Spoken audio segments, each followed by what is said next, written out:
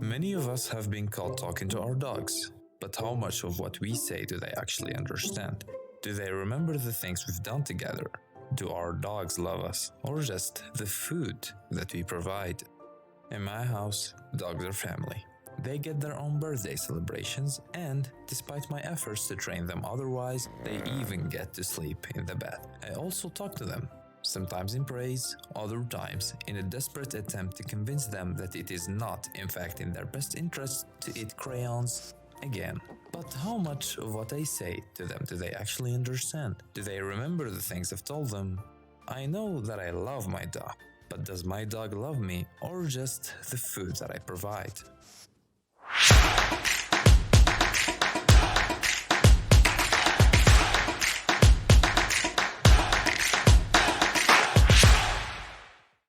Most dogs know what you mean when you say sit or stay, and mine certainly knows the word no.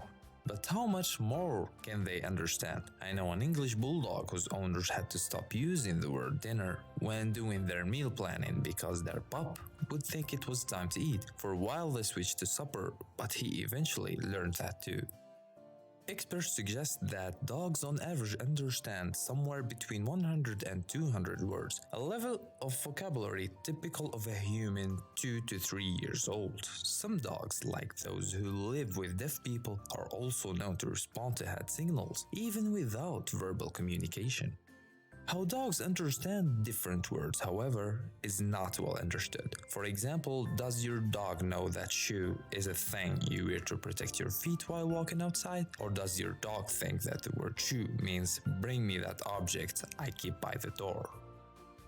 Common lore among dog lovers says that the tone of your voice is all that matters when communicating with your dog. You can say anything, and as long as you use a happy voice, your dog will understand that she or he has been a good boy. In 2016, researchers from Budapest, Hungary put this hypothesis to the test by training 13 domestic dogs to sit in an fMRI scanner. The fMRI technique, short for functional magnetic resonance imaging, monitors brain activity by measuring changes in blood flow to different areas of the brain.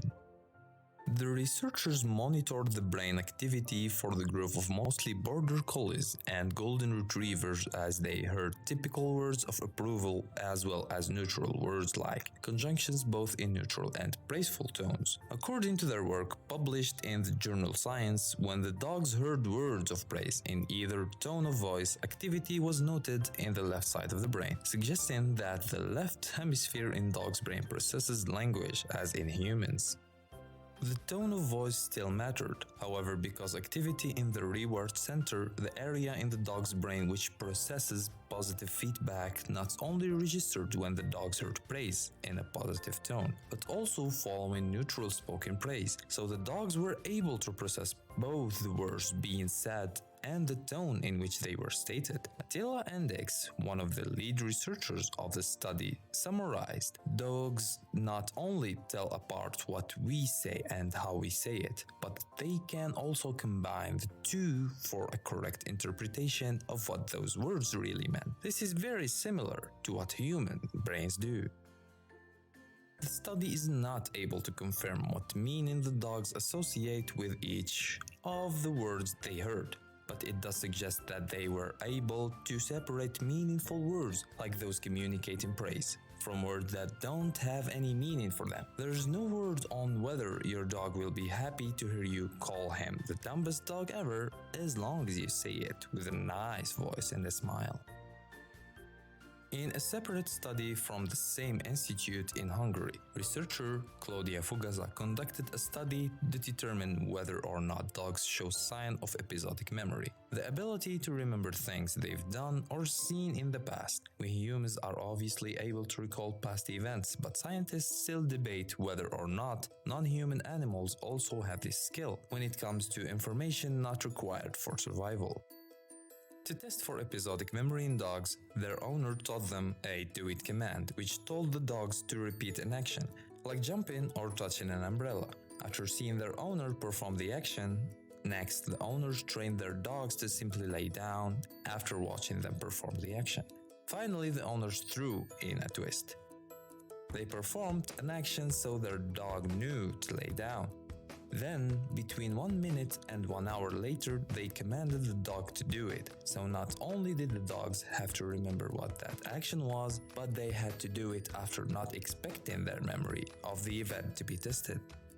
The researchers found that in most cases the dogs were able to recall the correct action, but that it was harder for them to remember the action after a longer delay if they were not expecting the memory test. The same is usually true for human memory, and why is we make generally unreliable eyewitnesses.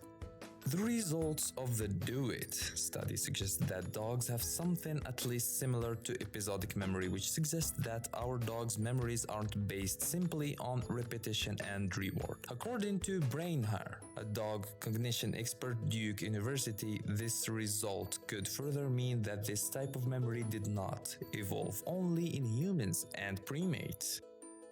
So my dog may have a decent vocabulary and memory, but how much of this understanding extends to the abstract? Do dogs also have feelings and perhaps even love their owners back?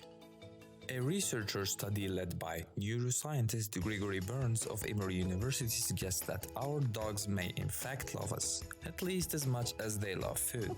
Like the Hungarian studies, the dogs were trained to sit still for MRI scans and were never restrained, so they were free to leave the scanner at any time. The dogs wear earmuffs to protect their sensitive hearing and given chin rests to make them more comfortable and to help them keep them still. The tests run by Burns and his group are not all that different from similar studies attempting to understand the response of the human brain. The dogs were provided rewards in the form of hot dogs and verbal praise, while the scientists monitored their brain activity. They found that 20% of the dogs had a stronger positive response to praise that they did to food, suggesting that the connection they felt with their human companion was at least as important, if not more. Other studies have suggested that dogs know how to read our facial expressions, communicate jealousy, show empathy, and even enjoy television programs. As a species, dogs have been domesticated for as long as 100,000 to 300,000 years, so it is possible that being around us had affected their evolution. If that is the case, then they may have affected our evolution as well.